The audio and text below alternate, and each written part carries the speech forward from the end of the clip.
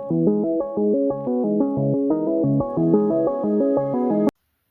guys, Brian Fisher with Edge Fitness coming at you on another Wednesday. Hope you're having a great day, great week so far.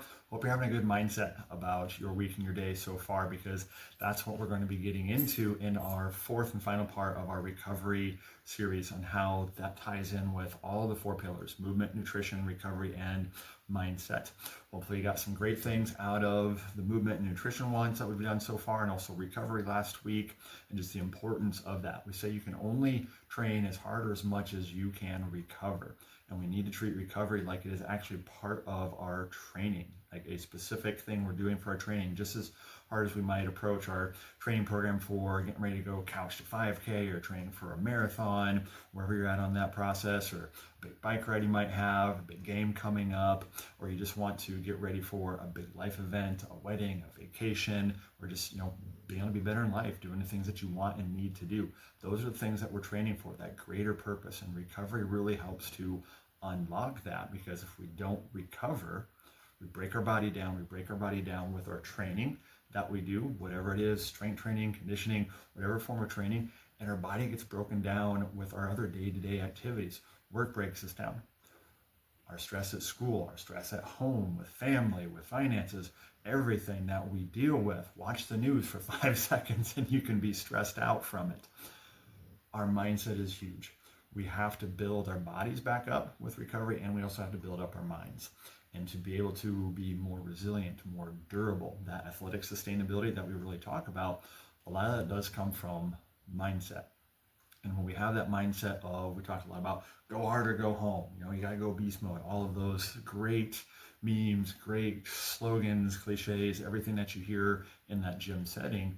Well, if you're always going so hard, you're going to end up going home, because you're too broken, you're too beaten down mentally and or physically to keep training, to keep working consistently towards what your goals are. So you got to have that right mindset of, I want to do this for the long haul. It's like, oh, it's a lifestyle. It is. And you have to build that up. Motivation is what gets you started. That's great.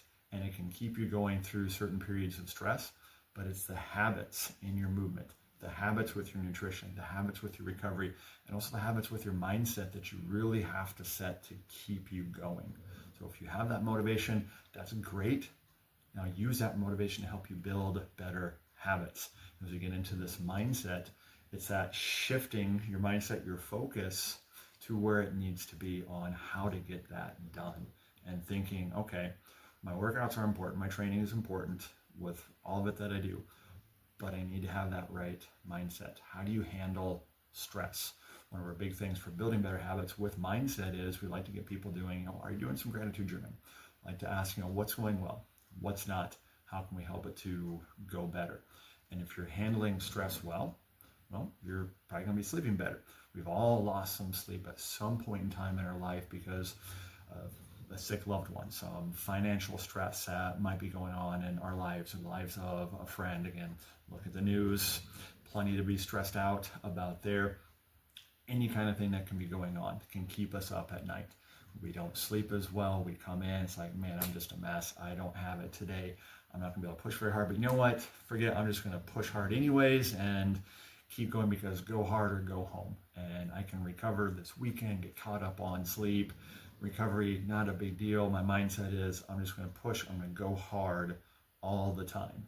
Well, you're just going to end up breaking down again, okay? Mentally and physically. So recovering properly, getting that good night's sleep, being able to handle that mental stress. Okay? Lots of forms of how mindset and recovery work together, but you need to think, one, how do I handle stress? Am I able to take on what each day brings with a good attitude? Not saying you got to be cheery, happy all the time. We can all have bad days, but it's still the choices that we make in it.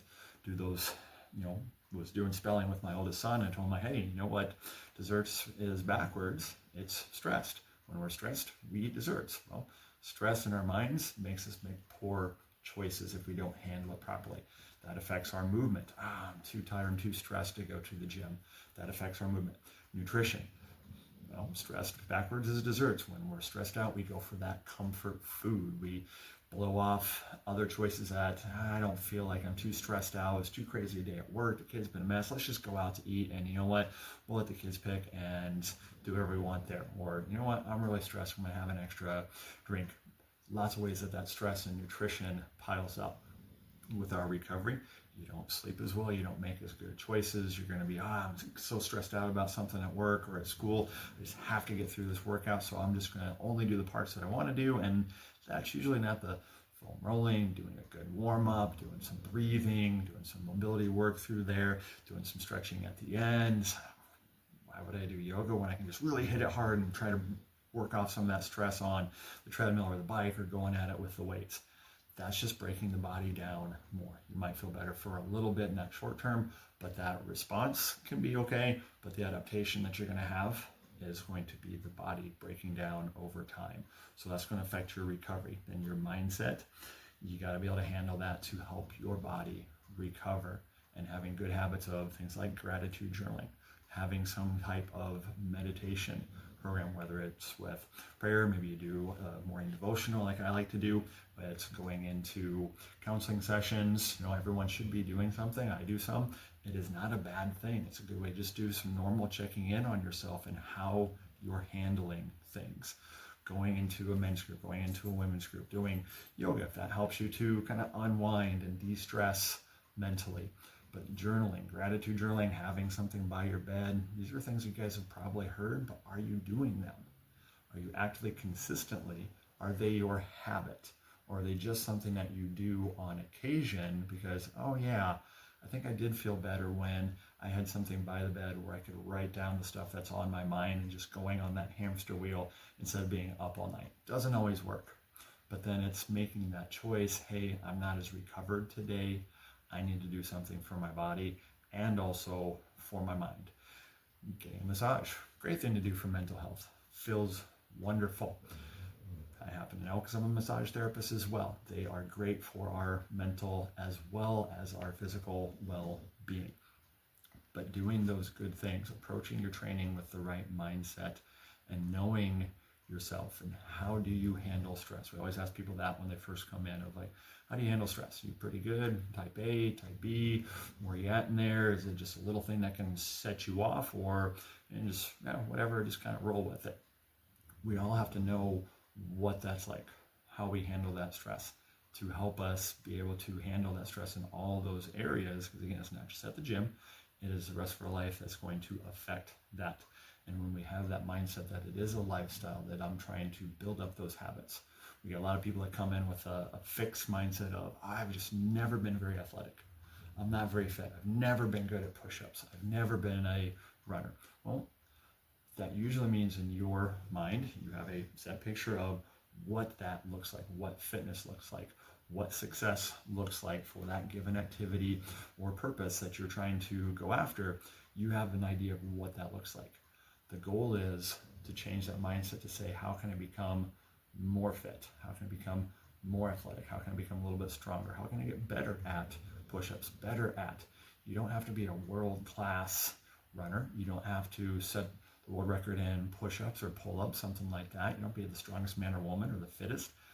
You just want to be better for you, for whatever your greater purpose is.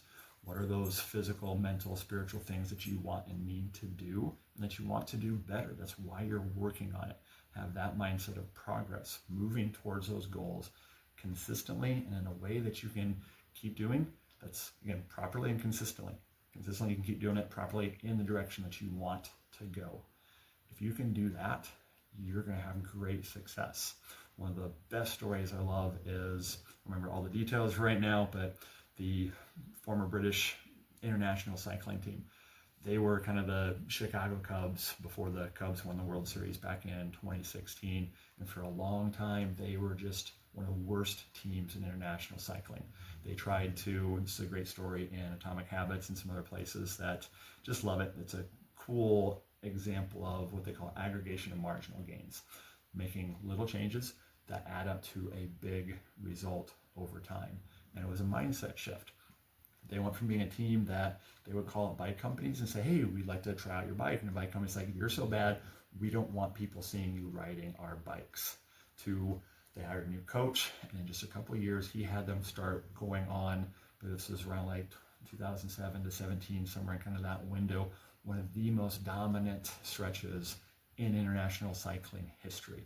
They were setting Olympic records, world records, championships, gold medals, you name it. They were the team because they looked at every little spot.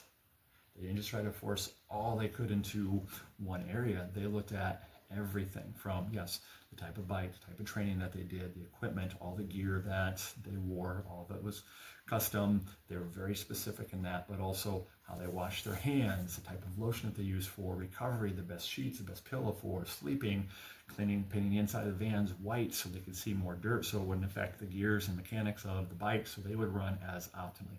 They looked at everything.